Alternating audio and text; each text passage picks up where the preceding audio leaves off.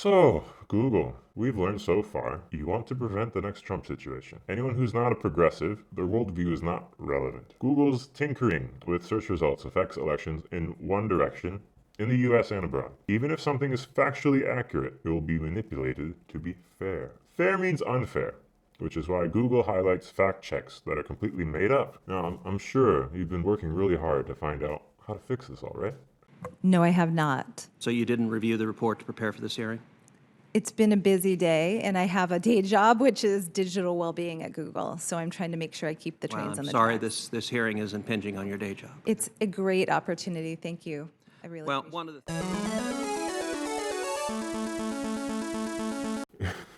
I don't know what's worse, like that even after 2 years of leaks exhibiting a monopoly company manipulating its users, they send a singularly arrogant woman to Congress whose job is apparently to not know anything. Or that the congressmen who are interviewing them don't even know how the internet works in the first place. This is probably why Google gets away lying to their faces. I mean, even last year, they said they're not planning to launch in China. Well, what do you know? Another leak proves that wrong. It's been in progress since 2017. Has already been used in China in beta stages under the names Maotai and Longfei. And it will auto block information just like China does about political opponents, free speech, sex, news, academic studies, of course, anti-communism. It may be custom made for China, but it's not exactly a far cry from what Google's doing at home. And if you find that claim too extreme, you're in luck because you guessed it. More leaks. We got something that shows that political discrimination is not only possible in Google, but encouraged. Of course,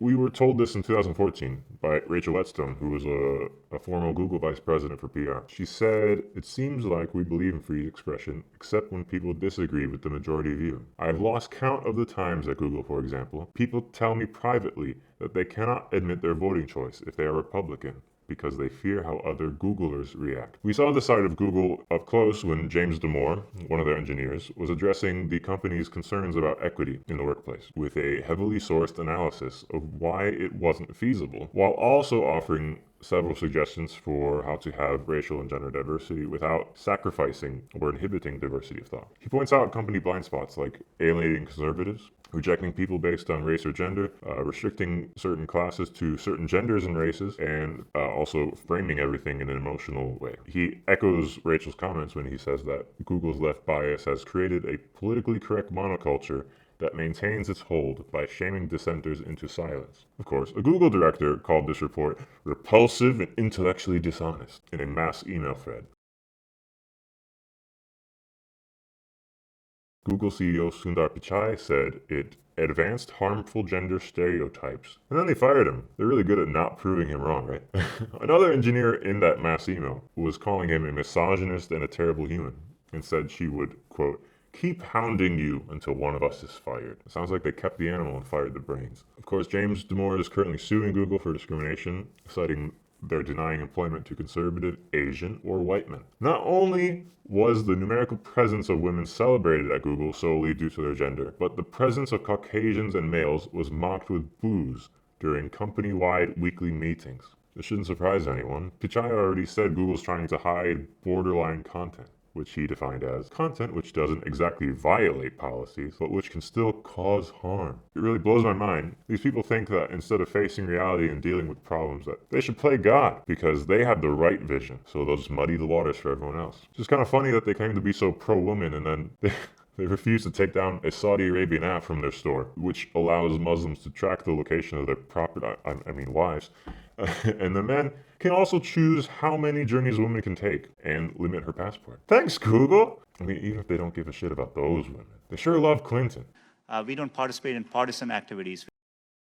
Look, it's Google's chairman, Eric Schmidt, working for Hillary's election team. He mentioned in a leaked email how he'd help with funding and advising. But I'm sure this wasn't acting in Google capacity. Oh, what's this? From 2008 to 2015, Google representatives attended 427 White House meetings, and nearly 250 people have shuttled from government service to Google employment, or vice versa? Oh, wow, another email leak. Google's multicultural marketing head, Eliana Murillo, explained Google financially supported partners like Voto Latino to pay for rides to the polls in key states. Voto Latino is essentially a pro-Clinton Hispanic group. So I wonder why she said in key states. But Murillo also said, we never anticipated that 29% of Latinos would vote for Trump. No one did. Murillo said 71% of Latinos voting for Clinton was not enough. Yeah, no conflict of interest here, I'm sure. As Google, we wouldn't participate in any partisan efforts around any civic process, so you Okay. know, I don't think so. It's hilarious. In the wake of so much blatant disregard for fairness, these people had the balls to use fairness as their main mantra. Because they were so offended by the election, I certainly find this election deeply offensive, and I know many of you do too. they want to make sure it doesn't happen again.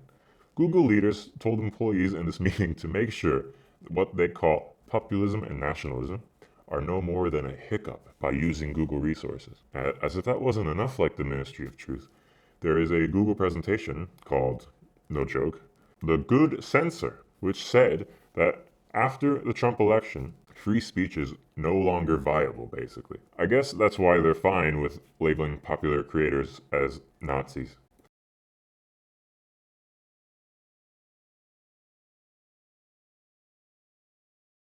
Prager and Shapiro are Jewish.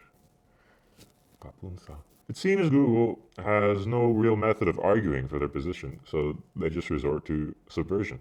Indeed, the resist@google.com team has pushed this outside the internet and into the crosswalks. No, like literally, they say, quote, don't stop at crosswalks. The point is to disrupt.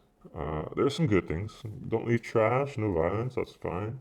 The recommendations for their signs and chants are interesting, though. From Palestine to Mexico, all walls have got to go. Muslims cure cancer. No ban, no wall. I know that one. We've heard this chant before in the streets.